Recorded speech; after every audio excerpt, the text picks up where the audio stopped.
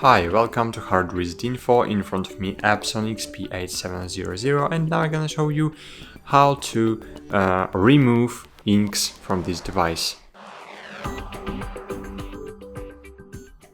So firstly, you should open the cover, but as you can see here we have cover of lid and cover from inks, so we need to open the cover from inks.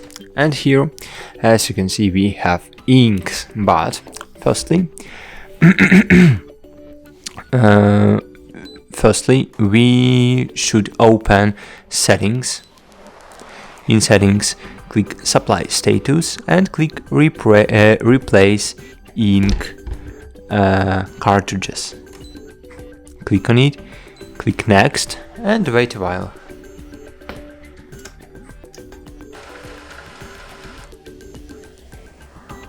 Cool.